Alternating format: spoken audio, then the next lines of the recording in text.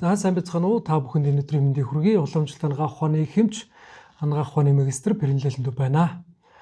За тэгэхээр өнөөдрийн ярих сэдвтээ юуны тухай ярих вэ гэхээр энэ хүмүүсийн дунд бас нийтлэг ажиглагддаг хоол идсний дараа хоол одоо шингэхгүй байна. Ходоодоор цанхааж байна, хүнд оргиж байна. Дээрээс нь хихрүүлж байна, дотор муухай оргиж байна гэдэг ийм зөвөрүүд бас нийтлэг ажиглагддаг. Нийтлэг бас ийм зөвөртэй хүмүүс ч гэсэн бас зөндөө олон байж байдаг. Тэгэхээр энэний цаад шалтгааныг хүмүүс ойлгохдоо бол миний нойр өвчгөө өвдсөн байна, ходоод өвдсөн байна, эсвэл одоо цөсний өвчлөлт ортчихгүй гэж санаа зовж идэг. Тэгтэл дийлэхдээ энэний цаад шалтгаан нь бол зөв зөвхөстэй хооллолд алдагдсантай. Өдөр тутамдаа хоолыг одоо зөв зөвхөстөйгээр идэхгүй байгаатай холбоотой үүсэж байна гэж үзэж байгаа. За тэгэхээр өнөөдрийн ярих сэдэв минь юуны тухай вэ гэхээр хоол идэхдээ гаргадаг 10 алдаа гэж. Тэгэхээр хамгийн ихэнд нь ямар алдаа байх вэ гэхээр нэг дор их хэмжээтэй идэх. За тэгэхээр уламжлалт анагаах ухааны ном зохиолуудад бас нэг дор ямар хэмжээтэй идэх вэ юм бэ гэдэг талаар бас нэлээд дэлгэрэнгүй сайхан тайлбарлагдсан байдаг л да. За хүний ходоодны хэмжээг бол 4% гэж авч үзэх юм бол 4-ний 2-т нь хоол, 4-ний 1-т нь шингийн юм. За тэгээд үлдсэн 4-ний 1 нь бол хоосон байх хэрэгтэй гэж хэлж байгаа. За тэгтэл 4-ний 2 буюу нөгөө хоол идэх хэмжээ ямар хэмжээ байх юм бэ? Гэхдээ хүн өөрийнхөө хоёр алгыг нийлүүлсэн энэ хэмжээ бол хоол идэх хэмжээ гэж нэг удаадаа идэх хэмжээ. Тэгэхээр таны одоо нэг удаадаа идж байгаа хоолны хэмжээ үл юм байх нэ. Тэгэхээр ийм хэмжээтэй аягийг сонгож хоол идж явах юм бол таны ходоодны хэмжээ чинь таарсан хэмжээ байх нэ гэж үздэг. За тэгэхээр хоолтой хамт ууж байгаа шингийн юм маань нэг алганы хэмжээтэй байх нь. За тэгэхээр хоёр алганы хэмжээтэй хооллоод хажуугаар нэг алганы хэмжээтэй шингийн хэмийг уух юм бол зөв зөвхөстэй холдуулж байна гэж. За тэгээд үлдсэн 4-ний 1-т нь буюу энэ ходоод чинь бол хоосон байх хэвээр. Тэгтэл хит их ходоодоор дүүртэл идээтэй ч болохгүй байна шүү дээ. Энийг бас анхаарч явах хэрэгтэй. Саяны ярьсан энэ хэмжээ бол нөгөө шингэхэд хялбар шингэж байгаа хоол маш хурдан одоо идэл шингэждэг, дороо шингэдэг ийм хоолны тухайд ярьж байгаа. За тэгтэл махан хоолыг шингэхэд хүнд амархан шингэдэггүй махан хоолыг ямар хэмжээтэй яаж идэх ёстой юм бэ гэхээр хагас цадах төдий идэх хэрэгтэй гэж байна. Тэгэхээр махан хоолыг дан бүхэл махан хоол идэж байгаа бол хагас цадах төдий хэмжээтэй буюу нэг алганы хэмжээтэй л идэх ёстой байна шүү дээ. Тэгтэл хүмүүс одоо энэ орой ирэл махан хоолыг одоо маш их хэмжээгээр иддэг ийм асуудлууд бол явандаа ходоод цөс нойр өвчхөний өвчлөлт хүргэдэг шүү гэдгийг бас анхаарах хэрэгтэй. За тэгэл хоол идсэний дараа шингэхгүй байхад байгаа энэ зөврүүдийг чинь бас үзүүлж идэг шүү. Тийм учраас энийг бас анхаарч байгаа хэрэгтэй. За тэгэхээр хоёрт нь ямар алдаа байдаг вэ гэхээр хоёрт нь бол маш хурдан идэх.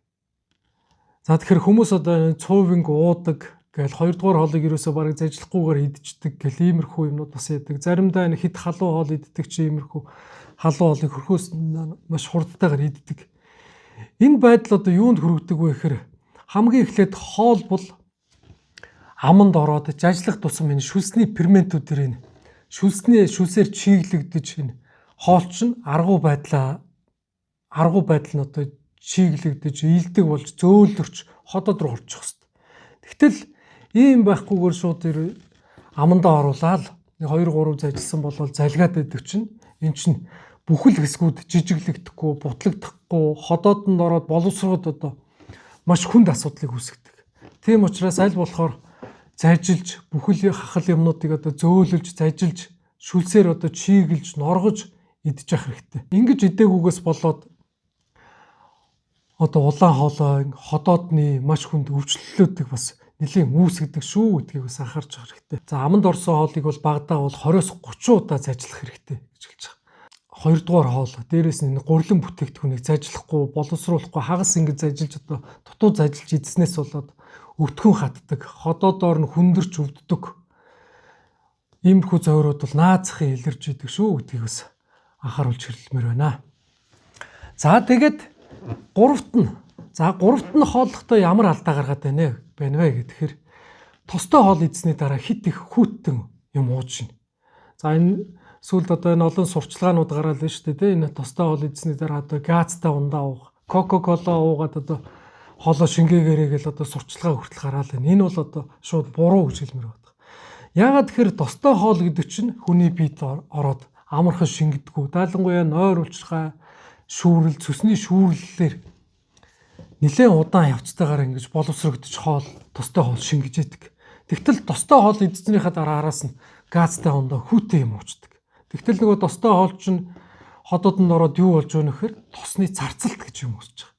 Тэгээд тос царцаад ирэхээр нойр улчирхайны шүүрлийг хит их ялгаруулдаг, цөсний шүүрлийг хит их ялгаруулдаг. Иннээсээ болоод ходоод нойр улчирхай шүүрлэлээрээсээ өөрөөсөө болоод өөрийгөө түлэх, гэмтэх, яваандаа энэ ходоодны шархлаа үүсэх. За тэгээд нойр улчирхайны архаг өрөвсөл үүсэх, иймэрхүү шалтгаануудыг бас үүсгдэг шүү гэдгийг бас их анхаарч явах хэрэгтэй. Дайлангуяа энэ залуучууд одоо энэ түргэн хоол идэж байна. KFC, Pizza Hut гэл одоо янз янзын түргэн хоолуудыг бас дийлэх идэж штэ. Тэгтэл энэтэй юу холж ууж өгнө гэхээр дандаа хүүтэн газтай ундаа. Эсвэл мөстэй газтай ундаач гэдэг юм уу. Эднэр чинь байнгын ингэж ууж явсаар байгаад ерөөсөө л хитэх залуугаараа нойр улчирхай зүсний ходоодны шархлаатай болохыг эхлэл тавьж байгаа. Одоо сүүлд бол одоо над дээр үзүүлж ирсэн хүмүүс дундаас хамгийн залуу нь гэхэд 19 настай зүсний чулуу үүссэн хүүхэд хүртэл байсан. Энэ чинь энэ буруу хоолтоос ч болж байна шүү гэдгийг бас анхаарах хэрэгтэй гэж хэлмээр байна.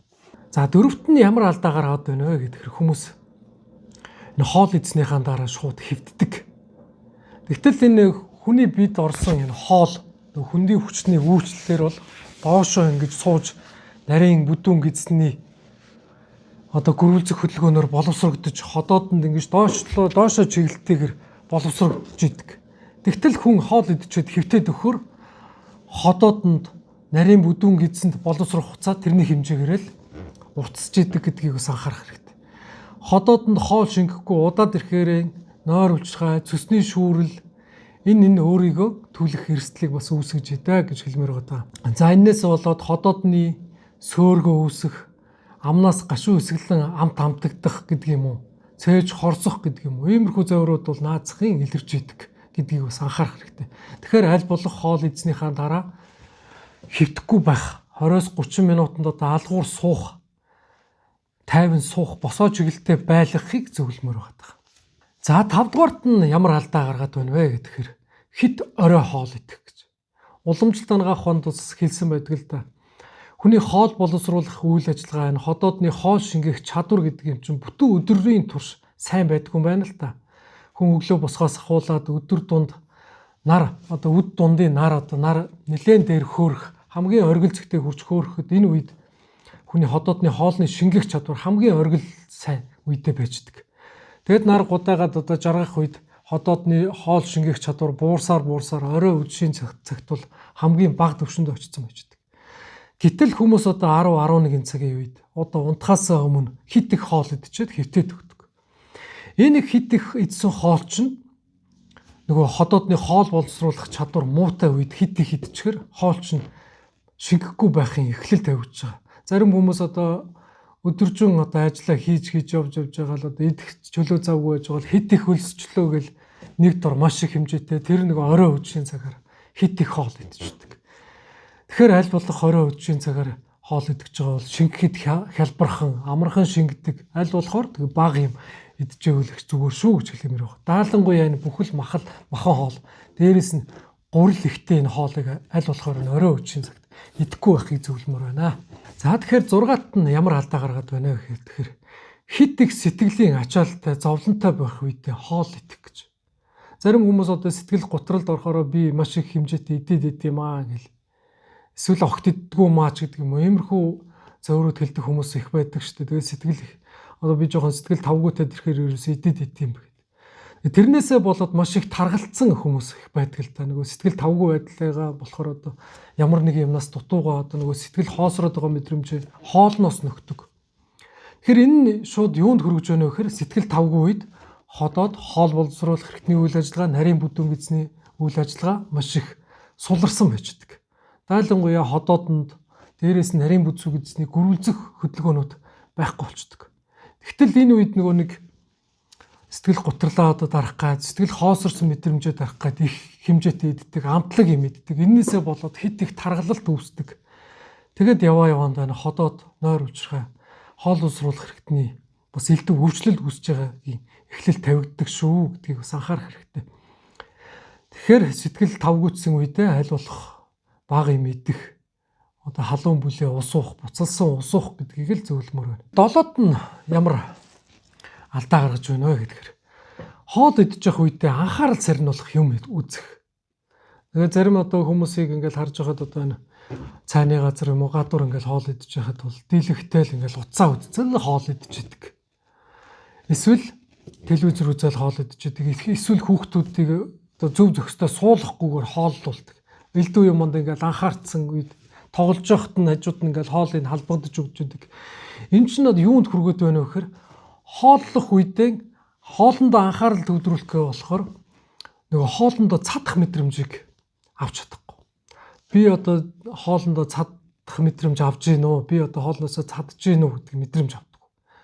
Эсвэл идж байгаа ингээд ходоодны хоол боловсруулах эрхтний ингээд шүүрлүүд ч сайхан ялгарч ирж байгаа энэ үед анхаарал өөр юмд сарниад тухтаа ингээд сууж хоол идэхгүй болохоор энээс ч юм болоод дутуу хооллох эсвэл хит их цадтал идэх гэдэг зөөрүүд бас алдаанууд бас үүсэж байгаа шүү. Буруу хоолтууд үүсэж байгаа шүү гэдэг. Ялангуяа энэ хүүхдүүдэд бол энэ анхаарлын төвлөрүүлж хоол идэхгүйгээс үүдэлтэйгээр хахах гэдэг хоолндоо хахдаг иймэрхүү асуудал бас байна. За тэгэхээр хоолндоо анхаарал төвлөрүүлж идэхгүй бол хитрүүлж идэх эсвэл дутуу идэх эсвэл нөгөө хоолндоо анхаарал төвлөрүүлэхгүйгээс болоод хахах гэдэг асуудлууд бас үүсдэг гэдгийг бас анхаарах хэрэгтэй гэж хэлмээр байна. Хооллох үедээ гаргадаг 8 дахь алдаа ямар алдаа байх вэ гэхээр цаггүй тогтмол бус иддэг. За өглөө, өдөр, орой гэсэн юм тогтмол цаггүй иддэг. Одоо өлсөх мэдрэмж аваад иддэг юм байтал ерөөсөө амттай юм одоо ингээд дурлаж одоо хит их шунаж иддэг энэ асуудал. Эсвэл өглөө идчихэл бүтэн өдөржингөө хоосоо явж байгаа л орой хит их иддэг энэ асуудал. Эднэрээс болоод энэ цаггүй хоол идэхээс болоод ходоодонд огцом хит их хоол орж ирэх. Эсвэл хит их удаан өлсгөлөн байх. Эннээс ч юм болоод цөснөөр уучрахын хөвчлөл ходоодны шархлаа бол маш их үүсдэг гэдгийг бас анхаарах хэрэгтэй. Аль болохоор тогтмол цагт хоол гэж хэрэгтэй. За хүнд махаа хоол бол ер нь бол нэг 3-4 цагийн дараа бүрэн шингэж тэгээд өлсөх мэдрэмжийг авч эхэлж идэг. За амархан шингэдэг шүлтэй зутан шүлнүүд бол 1-2 цагийн дотор бас сайхан шингэждэг. За тэгээд өлсөх мэдрэмжээ авч эхэлдэг. Тэгтэл өлсөх мэдрэмж авалгүйгээр араас нь ингээл амттай юмд дурлаж шунаж иддэг.